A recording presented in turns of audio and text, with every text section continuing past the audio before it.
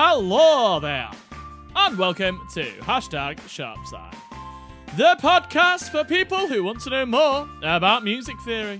And that's you, because you're listening to this podcast.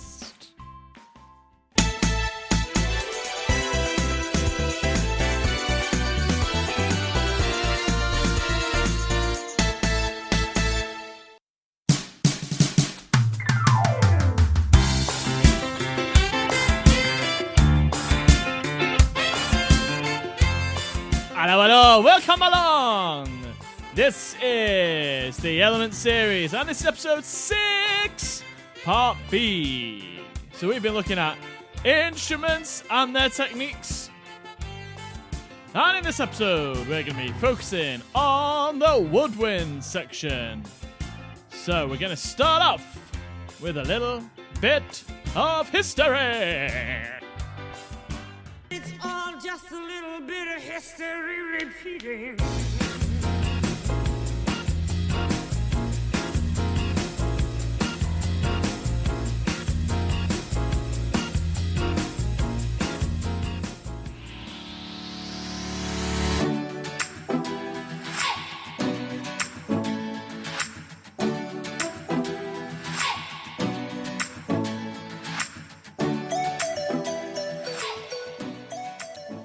The use of woodwind instruments depends on the period of music. So in the Baroque period, woodwind instruments were generally independent from the strings and had their own melodic lines. The woodwind instruments used in the Baroque period included oboes, recorders, flutes, and occasionally bassoons. In the classical period, woodwind instruments typically played more of an accompanying role. And in the Romantic period and the 20th century, woodwind instruments became more individually important, and composers often used single instruments for their particular sonorities. So what that means is, instead of using instruments just because that's what you did, you would pick a clarinet because you actually like the sound of a clarinet. Now, that's not to be said that wasn't happening before, because people like Mozart loved the clarinet, and he used it. He made it a clarinet concerto, which is very famous. But they were more chosen kind of in combination to create certain sounds. In the Romantic period and the 20th century, woodwind instruments were also used as solo instruments in concertos throughout these periods. Now, what about the instruments you need to know?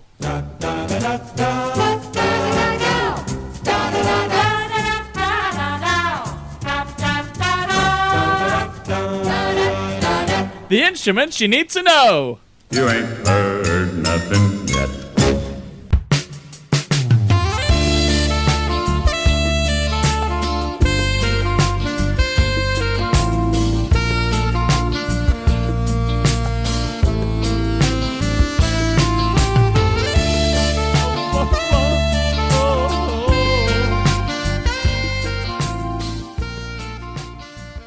Hey there, you cool cats and kittens. So, the instruments you need to know for the woodwind section. First of all, let's not get hung up on the word wood. They're not all made of wood. They all have wooden associations. Mostly. I think they all do, actually. But yeah, so people get the woodwind instruments confused with brass instruments, for sure, and with other sections as well. Well, mainly brass, really. I can't think of anything else that you get it mixed up with, actually. But yeah, they get brass and woodwind mixed up a lot. Basically, a brass instrument, will be made out of brass or some sort of metal. And it also will have a mouthpiece, and it will be played by buzzing the lips. So that's one of the main differences. And the woodwind instruments, none of them are played that way. So you got to be careful, you know. So let's start at the top, the higher pitched instruments. So we got the flute. So it used to be made of wood, which is why it's in the woodwind section. However, I accept the fact that it is now very much made of metal, and it is a strange inclusion, but it is a woodwind instrument, no doubt about it. The way it's written, the parts that it plays, the way it can kind of play notes, the way it is used is a woodwind instrument through and through. And yeah, it's played by blowing air across the top of the mouthpiece. and it makes a really nice sound. It's a really nice instrument. The smaller version of a flute is called a piccolo, which you also need to know. It's basically higher than a flute, like really high. And my old music teacher used to joke that all flute players used to have a little piccolo up the sleeve. I'm not sure if that's true, but this certainly, my friend at uni certainly used to carry one in his jacket when we played in orchestra. But there you go. So they're played in a very similar way. By the way, woodwind instruments, very versatile. Lots of different types of them. Like with a flute, you can get alto flutes, which are bigger, even bass flutes, which are massive. And you should look all these up because they look silly, but you don't need to know them, so we're not going to go through all those now. We're going to move on now to reed instruments, and this is a different type of playing. So instead of blowing air across a hole, you're now blowing air between a reed and a plastic or metal mouthpiece, and the vibration of that creates a sound. So you've got a clarinet that was kind of developed in the classical period, and Mozart was a big fan of this instrument. He liked it quite a lot. The wooden reed, yeah, is vibrating against that. I've just said that. And again, with the clarinet, there's lots of different types. So notably, E-flat clarinet is used quite a lot. That's slightly higher pitched. There's alto and bass clarinets, which are lower and bigger. Like a bass clarinet, if you imagine it kind of curls round and down and then up again, kind of touches the floor. They rest it on the floor. It's that big, so it's a large instrument. Yeah, saxophones, which is why I'm playing this piece. It has a saxophone in it. So you have soprano saxophone, which is the highest, alto saxophone, tenor saxophone, and baritone saxophone. There's also bass saxophone, which are obviously lower. The most common is probably the alto saxophone, although I would say with saxophones, their variations are used more. It's a more recent instrument compared to the clarinet and the oboe and stuff like that, so the variations of them kind of came around at the same time. So in a big band, for example, you would have definitely alto saxophones, tenor saxophones, and baritone saxophones. So you'd have all three there, and maybe soprano as well. Soprano saxophone is the only one that looks kind of different. All of us look like bigger versions of a tenor saxophone, which looks like what you're imagining a saxophone looks like now. A soprano one straight looks a bit like a clarinet, but brass instead. So there you go. Loads of people think saxophone is a brass instrument. It's not, but it often plays with brass instruments. So when we were talking before about tuning sonorities because they sound good together, saxophone, trumpet, trombone sounds like quite a cool combo together. So you often get that, even though they're not in the same family. Double reed instruments. So instead of having that single piece of wood vibrating, you now have two bits of wood vibrating against each other, and it makes it a bit more of a honky sound. So the two main instruments for this are the oboe. The oboe also has a bigger brother called the cor anglais, or sister, which looks a bit like an oboe, but it's lower. And then the bassoon, which has been around for a long time, as has the oboe, and they used to be totally made from wood. The bassoon still is, the oboe's now not. And the bassoon is enormous. A really, really large instrument. I had a friend that played bassoon at university, and he always made me laugh because he had crazy chin things going on when he was playing. He looked like he was chewing on a mint, which used to make me chuckle to myself. Also funny because he had a beard, so the beard would go kind of up and down as he played, like a... Can't really do an impression of that over a microphone, eh? It's hard. So there you go. So, in a nutshell, they are the instruments that you need to know.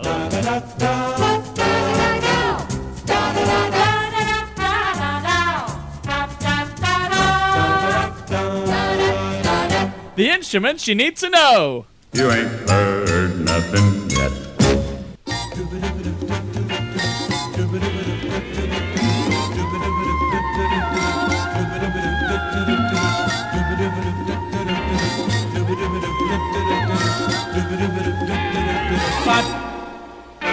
World music. So the woodwind instruments in the category of world music, which as we said last time is a bit out of date, but there you go. We have got the recorder. So in folk music, which constitutes world music. Now, folk music could be from England. It could be from Ireland. It could be from Scotland. It could be from anywhere. Folk basically means, I guess, native to that area. So the music that kind of grew from grassroots of that place. So recorders are very much used. And whistles also very much used. Now, whistles are quite interesting. Now, I'm sure you all know about recorders, surely.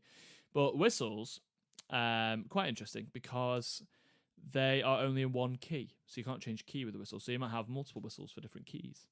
Yeah, so they're not that practical, but they sound pretty cool, don't they? I've written down bagpipes here. I'm not sure why I've written down bagpipes. Where do bagpipes fit as an instrument? I mean, let's just say them. Bagpipes, also used in a lot of folk music. Pretty cool things.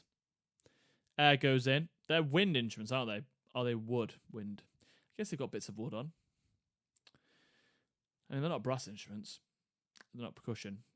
What's a bagpipe? I'm going to say it's a woodwind instrument. So there you go. So you fill the sack with air through your mouth, and then you push the sack, and the air comes out of different holes. That's why it kind of makes consistent noise all the time. And when they're not playing them, you get that kind of noise that bagpipes make before they're being played properly. The bagpipes, everyone!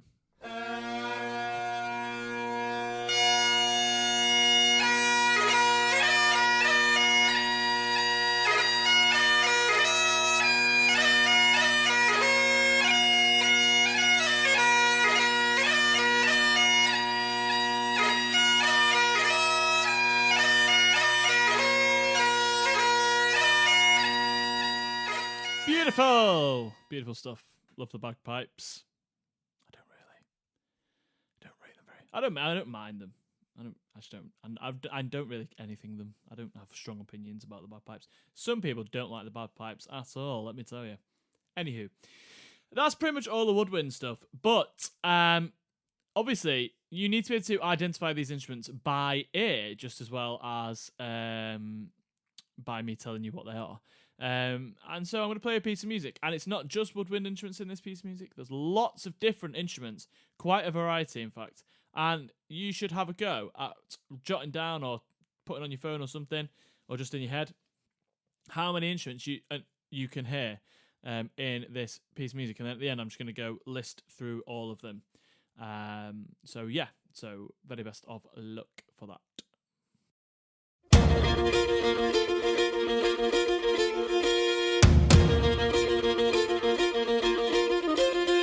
When the Alabama's keel was laid, roll Alabama, roll.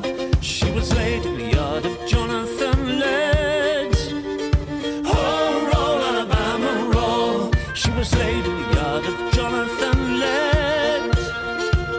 Roll Alabama, roll. She was laid in the town of Birkenhead.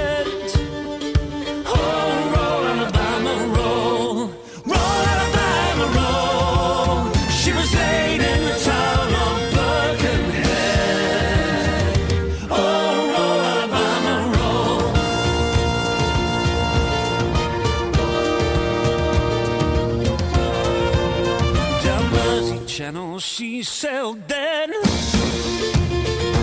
Alabama, roll. And Liverpool gave her guns and men.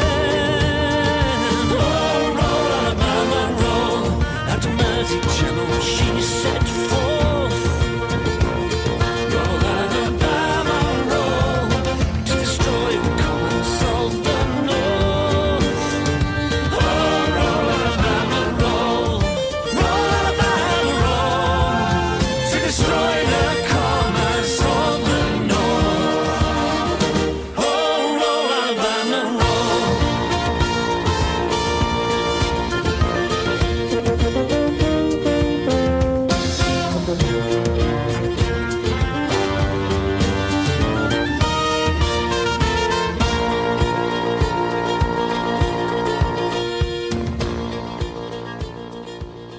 Right, so pretty good tune that. Roll Alabama Roll, it's called. It's by a band called Bellowhead, which have lots and lots of instruments in them, and they use lots of styles of music as well to create their music.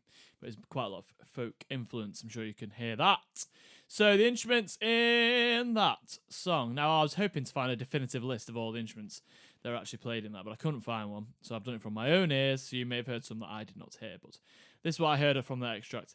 A fiddle, prominently, or a violin. So a violin and a fiddle are basically the same thing. It's just how they're played in the context of when they're being played. A male vocal. backing vocals, which sounded mainly male, but I think there was a few women in there as well. An oboe. Hope you heard the oboe. It was there. A drum kit, a saxophone, a trombone, a trumpet, a cello, a tuba, a guitar, and a shaker. And that's what I got from there. So hopefully you got those as well. Like I said, you might have some more. But yeah, it's really good little exercise to do that. Just play a piece of music and listen and work out what the instruments are. And if there's instruments you can't tell what they are or you don't know them, why not kind of look it up, do a bit of research and work out what it might be. So then in future, you'll know what that instrument sounds like, and then you'll be able to move forward, and you'll be the easiest questions you'll ever be asked in your life will be what instruments are playing such and such a part. So yeah, there you go. Top tip. Well, thank you very much for listening. We've come to the end of the podcast. Boo. But don't worry, because there's going to be a part C, and it's all about brass instruments, and that's coming up next time. Fare thee well. Fare thee well.